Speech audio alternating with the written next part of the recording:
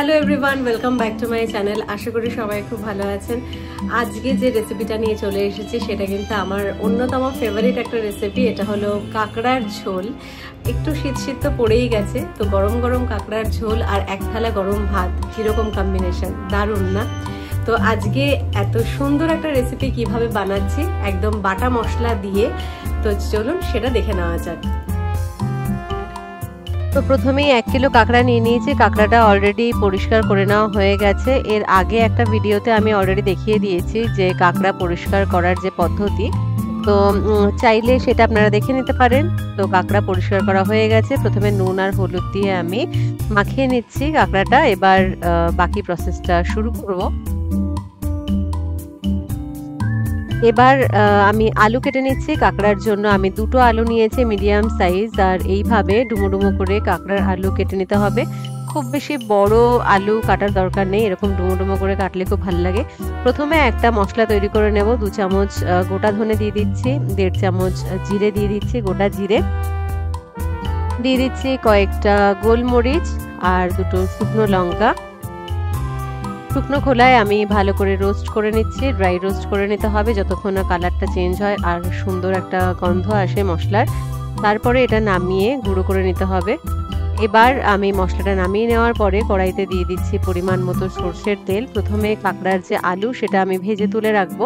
তো আলুগুলোকে নুন আর হলুদ দিয়ে আমি মাখিয়ে নিয়েছি। এবার আলুটা আমি ভেজে তুলে নিচ্ছি।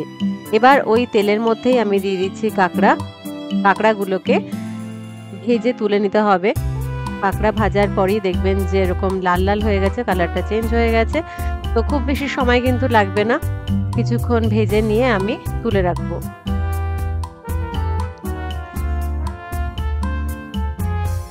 হয়ে গেছে, এবার একটা বাটিতে আমি নামিয়ে রাখি। এবার ওই কড়াইতে আমি দিয়ে দিচ্ছি আর একটু সরষের তেল। ফোড়নের জন্য দিয়ে দিচ্ছি কয়েকটা তেজপাতা, একটু জিরে, 2টো শুকনো লঙ্কা, আর এখানে আমি 2টো পেঁয়াজ কুচি নিয়ে নিয়েছি। পেঁয়াজ কুচিটা একটু ভালো করে ভেজে নিয়ে গোটা গরম মশলা ফোড়ন দিয়ে দিলাম। পেঁয়াজ দেওয়ার পরই আমি গরম মশলা দেওয়া প্রেফার করি। আর এখানে 2টো পেঁয়াজ বেটে নিয়েছি, সেই পেঁয়াজ বাটাটাও আমি দিয়ে দিলাম। পেঁয়াজ বাটাটা দিলে না যে ঝোলের যে টেক্সচার সেটা কিন্তু খুব ভালো হয়। তো এই যে মশলাটা থেকে তেল ছাড়তে শুরু করে দিয়েছে, পেঁয়াজের রং চেঞ্জ হয়ে গেছে। বাকি যে মশলাগুলো, শিলে বাটা মশলা আমি দিয়ে দিচ্ছি, যেরকম রসুন বাটা, আদা বাটা, গোটা ধনে বাটা, জিরে বাটা আর শুকনো লঙ্কা বাটা পরিমাণ মতো আমি দিয়ে দিলাম। ভালো করে মশলাটা কষিয়ে নিতে হবে। এবার দিয়ে দিচ্ছি কাঁচা লঙ্কা। ঝালটা অবশ্যই আপনাদের টেস্ট অনুযায়ী নেবেন, একটু ঝাল ঝাল হলে কিন্তু মন্দ হয় না। তো মশলাটা দেখুন তেল ছাড়তে শুরু করে দিয়েছে। একটু আমি দিয়ে দিচ্ছি হলুদ আর নুন, আর দিয়ে দিচ্ছি একটা টমেটো কুচি। এবার ভালো করে আবারও একটু কষিয়ে নিতে হবে।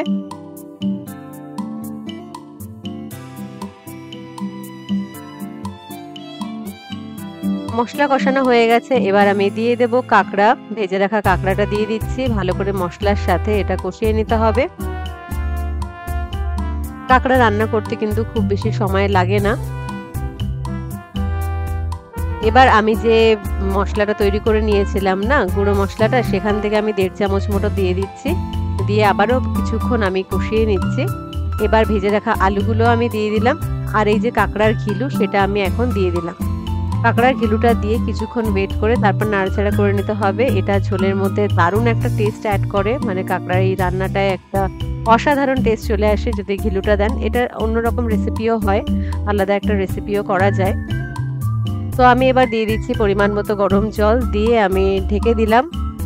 নুন অনেকটা পরিমাণে দেওয়া ছিল, তো টেস্ট করেই নুনটা দেবেন। এই যে বেশ কিছুক্ষণ ঢাকা চাপা দেওয়ার পরে আমি ঢাকনাটা খুলে নিচ্ছি।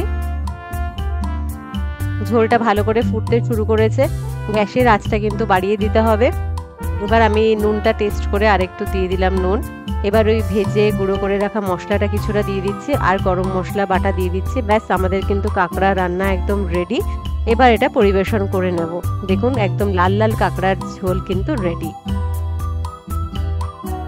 তো আজকের গরম গরম কাঁকড়ার ঝোল কিন্তু একদম রেডি অ্যান্ড সার্ভ। কালারটা কেমন এসেছে আপনারাই বলুন। আমার তো দারুণ লেগেছে, কিন্তু আমি কিন্তু কোনো গুঁড়ো মশলা বা লঙ্কার গুঁড়ো এগুলো ব্যবহার করিনি। একদম ঘরোয়া পদ্ধতিতে বাটা মশলায় কিন্তু আজকে রান্নাটা হয়েছে, যেটা খেতে কিন্তু দুর্দান্ত হয়েছে। আশা করি আপনাদেরও ভালো লেগেছে। কিরকম লাগলো কমেন্ট বক্সে জানাবেন। নতুন কোনো রান্নার সাজেশন থাকলে সেটাও কমেন্ট বক্সে জানাবেন। আজকের রান্নাটা যদি ভালো লেগে থাকে তাহলে ভিডিওটিকে লাইক করবেন, শেয়ার করবেন, আমার চ্যানেলটিকে সাবস্ক্রাইব করবেন।